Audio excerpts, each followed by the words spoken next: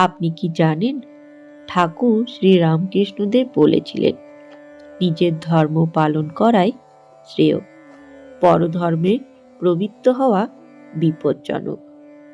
আজ আমরা অনেকেই ধর্ম মানে শুধু পূজা পাঠ, মন্দিরে যাওয়া বা আচার বিচার ভাবি, কিন্তু ঠাকুরমার চোখে নিজের ধর্ম পালন ছিল একেবারে অন্যরকম।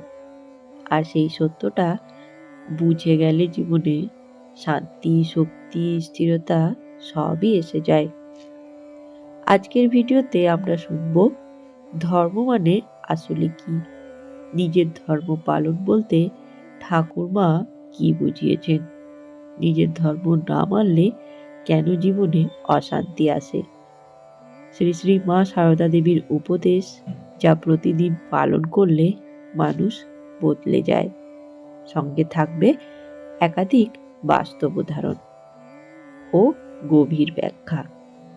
পুরো ভিডিওটা শুনলে আপনার মন হালকা হবে, জীবন পরিষ্কার হবে, আর ধর্ম নিয়ে সকল ভুল ধারণা দূর হবে।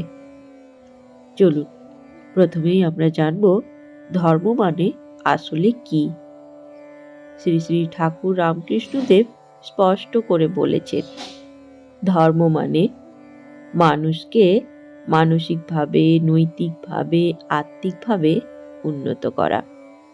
ধর্ম কোনো বাইরের সাজসজ্জা নয়।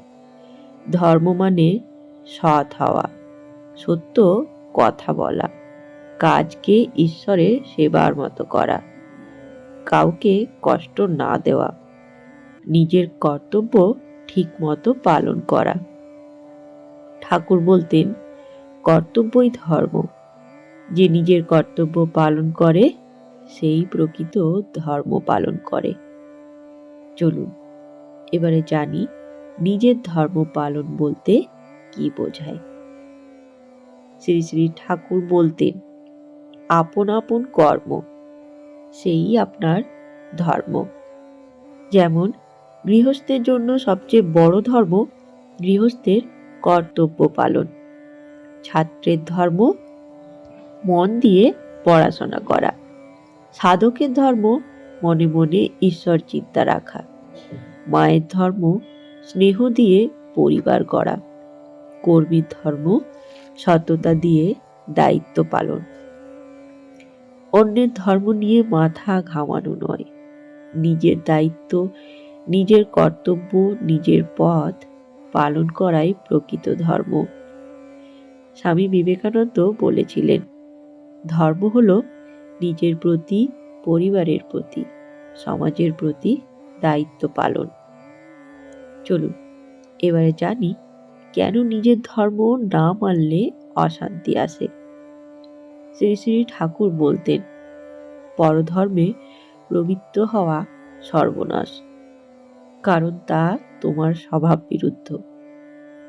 মানুষ যখন অন্যকে নকল করে, নিজের দায়িত্ব বাদ দিয়ে অন্যের কাজ করে, নিজের চরিত্র ভুলে অন্যের চরিত্র ধরে, তখন মন অস্থির হয়ে পড়ে। কারণ প্রকৃতি নিজের পথেই সুখ দেয়, ভিন্ন পথে গেলে মন ভেঙে যায়। যেমন গৃহস্থ সংসার ছেড়ে দিব্য ভাব নিতে গেলে মন অস্থির হয়। সাধকের মতো আচরণ করতে গিয়ে সংসারের কর্তব্য ভুললে বিপদ আসে। অন্যের সাফল্য অনুকরণ করতে গিয়ে নিজের পথ হারালে জীবন শান্তি হারায়। শ্রী শ্রী মা সারদা দেবী বলেছিলেন, নিজের কাজ, নিজের দায়িত্ব ঠিক মতো করলে ঈশ্বর আপনিই রক্ষা করেন। চলুন এবারে জানা যাক শ্রী শ্রী মা সারদার উপদেশ, ধর্ম পালনের সহজ পথ।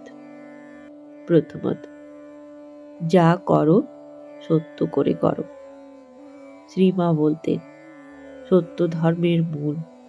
কথা, আচরণ, কাজ সবকিছু সত্য হলে ঈশ্বরের আশীর্বাদ আসে। অন্যের দোষ খুঁজো না। শ্রীমা বলতেন, অন্যের দোষ দেখো না, নিজের দিকে তাকাও। এটাই ধর্মের প্রথম সোপান। তৃতীয়, দিনে শুরু করো ঈশ্বরের নাম নিয়ে। এতে মন শান্ত হয়, ধর্মজীবনের ভরসা হয়ে দাঁড়ায়। চতুর্থ, পরের উপকার করো। মা বলতেন, যেখানে কষ্ট আছে তুমি একটু সেবা দাও, ওটাই ধর্ম। পঞ্চম, কর্তব্যকে পূজা ভাবো। ঠাকুরের বাণী, কর্মই পূজা। এবার আমরা ঠাকুরের একটি গল্প শুনব, নিজের ধর্ম পালনেই মুক্তি দেয়। ঠাকুর একবার বলেছিলেন, একটি ঘন্টা বাজানোর মানুষ আছে, সে যদি মন দিয়ে তার ঘন্টা বাজায় তাহলে ওই সামান্য কাজও তাকে ঈশ্বরের কাছে পৌঁছে দেবে। কারণ কাজ ছোট বড় নয়, কাজের মনটাই বড়। এটাই নিজের ধর্ম পালন। চলুন এবারে জানব নিজের ধর্ম পালনের 5টি লক্ষণ।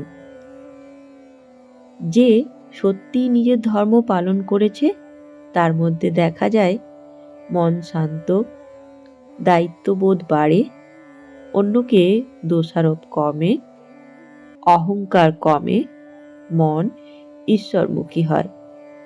স্বামীজি বলেছিলেন, দায়িত্বই শক্তি, দায়িত্বহীনতা দুর্বলতা।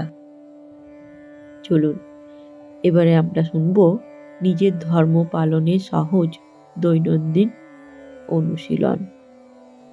সকালে 2 মিনিট মনে মনে নাম জপ। প্রতিদিন একটি ভালো কাজ, হাসি, সাহায্য, সেবা। নিজের দোষের দিকে একটু চোখ রাখা। দক্ষতার সঙ্গে দায়িত্ব পালন।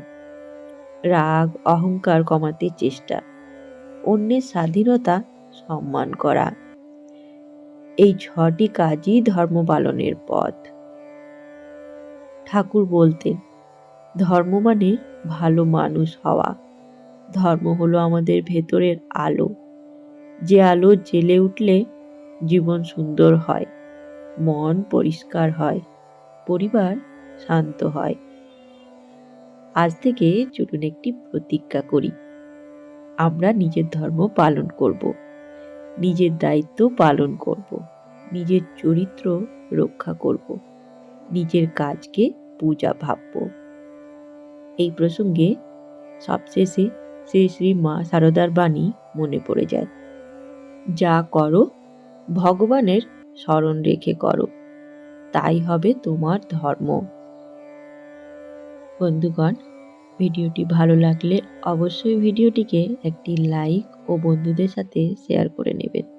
সাথে আরেকটি অনুরোধ, চ্যানেলটিকে এখনো অবধি যদি সাবস্ক্রাইব করে না থাকেন তাহলে অনুরোধ রইল চ্যানেলটিকে সাবস্ক্রাইব করে নেবার, যাতে ঠাকুর, মা ও স্বামীজির বাণী সবার প্রথমে আপনার কাছে পৌঁছে যায়। ধন্যবাদ, ভালো থাকবেন। জয় ঠাকুর, জয় মা, জয় স্বামীজি।